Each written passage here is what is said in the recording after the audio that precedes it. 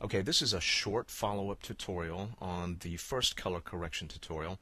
I'm just going to show you how to get this result right here, where we're going to get some more vivid greens in the grass and the rose bushes.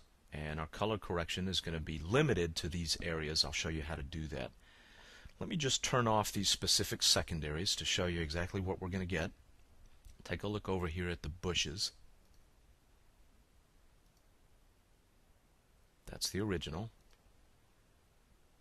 and that's corrected. And I'll go to the other tab and show you the grass. All right, that's where we're gonna green up the grass a little bit in secondaries. Very simple procedure. I'll show you how to do it. First, I'm going to clear my secondaries, and we'll start that from scratch.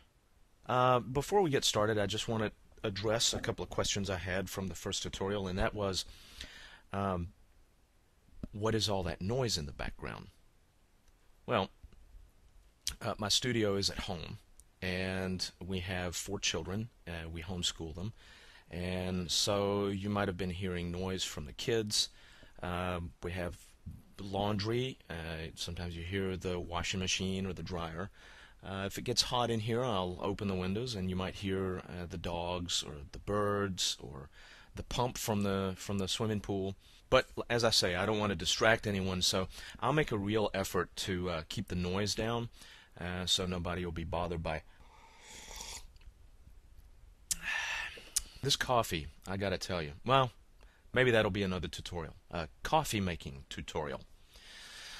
Alright, let's get started with our color correction here. The first thing we're going to do is open. Remember that the first secondary tab was set to work with the saturation of Rachel is the character played by Victoria Emmons, and her shirt was really way too bright. So I fixed that and increased the saturation of some of the greens, but we're going to do a lot more than that. So open a second secondaries tab.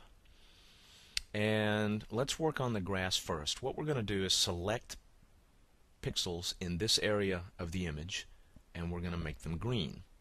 All right, so the first thing you do is click on this eyedropper to select, and then click and drag across part of this image, and look at your preview window to see when you've got not all necessarily, but a lot of these pixels selected. And then to keep them from being too sharp, to avoid having too sharp a distinction between corrected and uncorrected pixels within the grass, we're going to soften it just a little bit.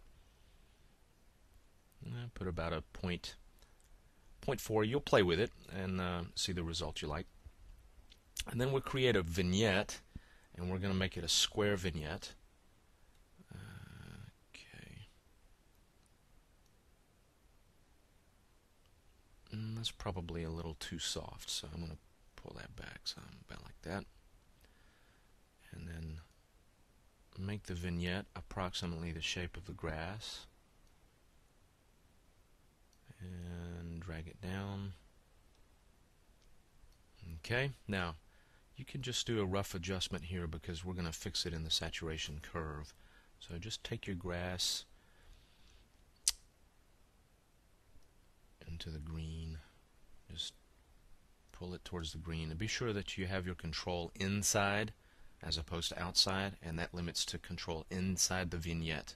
Check that in your preview monitor, and you can see that we have greened up the grass. Now go to the saturation curve, pin the yellows, pin the blues, pull the grass up to increase the saturation, the greens up to increase the saturation, pull it down to decrease, and then just choose something you like.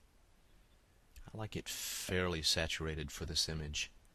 Looks nice. Okay, create a third secondaries tab, and we're going to work on these rose bushes here. Alright, so another vignette. We're going to make it square. Shape it to include the rose bushes and not much else. A little bit smaller. It's a relatively subtle effect, so your controls don't have to be very fine. click the eyedropper.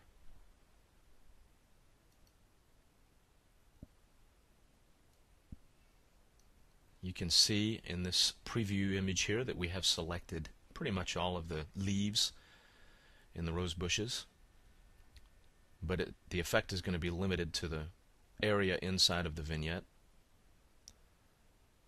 Go to the midtones, bring them into the greens. Same with the highlights. You can do a little bit in the shadows as well. That's too much. I'm going to reset that. Okay. Enable and disable to preview. And that looks pretty good. Check your vector scope as you enable and disable to make sure that you're working with the right pixels. That looks good. Control G to review the entire image. That's the original.